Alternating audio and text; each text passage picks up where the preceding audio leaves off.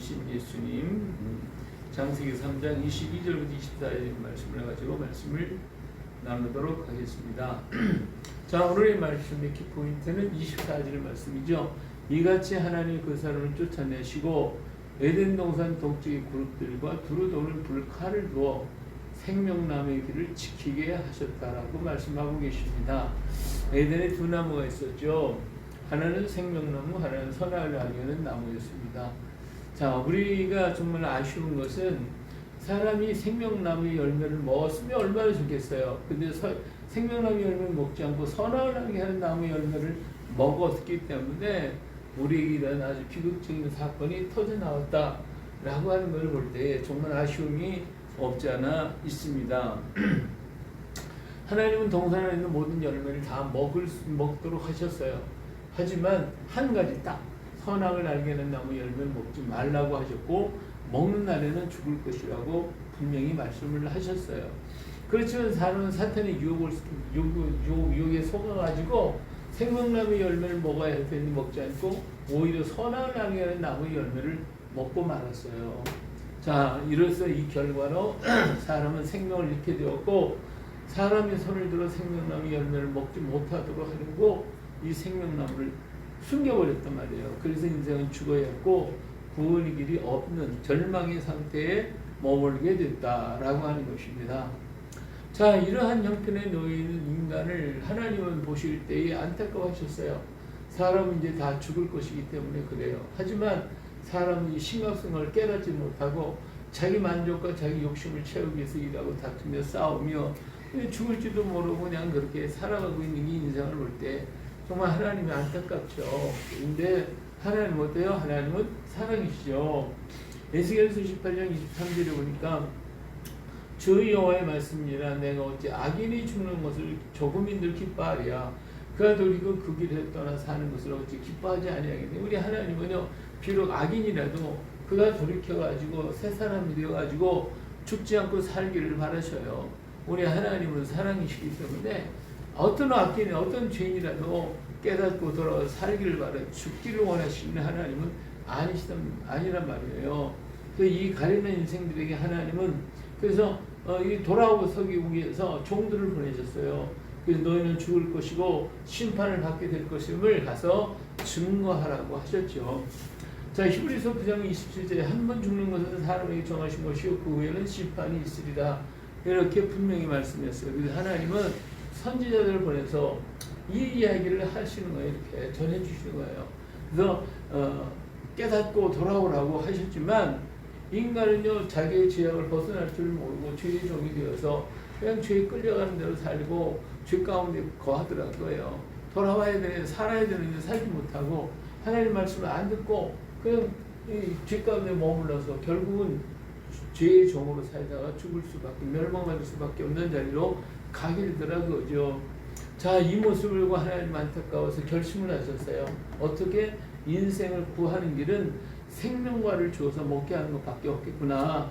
그래서 하나님은 생명과를 이 땅에 내려 보냈어요. 그 생명나무를 그 생명나무는요 아주 크고 큰 나무였어요. 그래서 하나님 인생들에게 이 생명나무가 여기 있다라고 하는 걸 증거하겠죠. 자, 마태복음 11장 28절을 보니까 수고하고 무거운 짐진 자들아 다 내게로 오라. 내가 너희를 쉬게 하리라. 난 마음이 온유하고 겸손하니 나의 멍에는 되고 내게 배우라. 그리하면 너희 마음이 쉼을 얻으리니 이는 너 내 멍에는 싣고 내 짐은 가벼움이라고 분명히 말씀하시고 오라고 다 불렀어요. 그래 바로 이 하나님이 우리 생명나무는 아주 크고 큰 나무였기 때문에 그 안에 모두가 다 쉼을 얻고 평안을 얻을 수가 있어요. 바로 그분이 누구예요? 이 생명나무 예수 그리스도였어요. 하지만 사람들은 이 예수 그리스도를 알지 못했어요. 요한복음 1장 5절을 보니까 빛이 어둠에 비치되 어둠이 깨닫지 못하더라고 분명히 얘기했죠. 인생들은 이 생명나무이신 예수님을 믿고 따르는 것이 아니라 오히려 십자가에 못 박아 죽게 만들어버리고 말았어요. 자, 이처럼 인간은 악하고 정말 모든 걸 분별할 줄 모르고 깨닫지 못하는 어리석은 자거든요.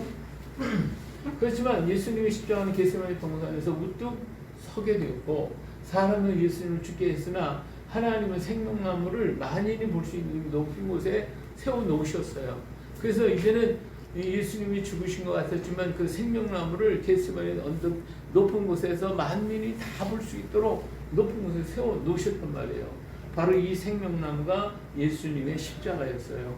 생명나무는 지금도 높은 언덕에 서 있습니다. 하지만 사람은 그 생명나무를 외면하고 바라보지를 않고 있죠. 요한복음 3장 19절을 보니까 그 정죄는 이것이니 곧 빛이 세상에 왔을 때 사람들이 자기 행위가 악함으로 빛보다 어둠을 더 사랑하기 때문에 하나님 앞에 오지 않고 십자가의 생명나무를 찾아오지 않더라 그거예요.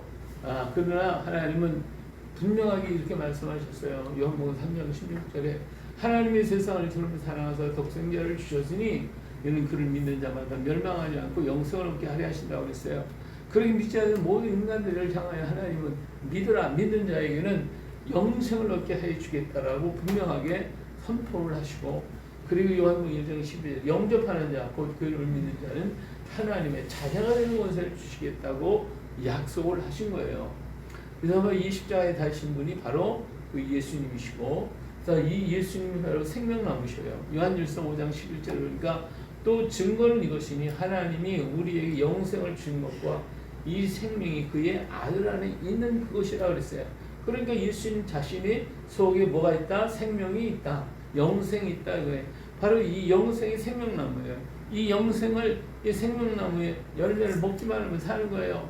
그래서 이 먹는 게 뭐예요? 요한복음 3장 36절 그러니까 아들을 믿는 자의 믿는 것이 먹는 거예요. 영생이 있고 아들에게 순종하지 않는 자는 영생을 보지 못하고 도리어 하나님 진노가 그에 머물러 있다고 분명히 얘기했잖아요. 이것이 뭐예요? 하나님의 뜻이다.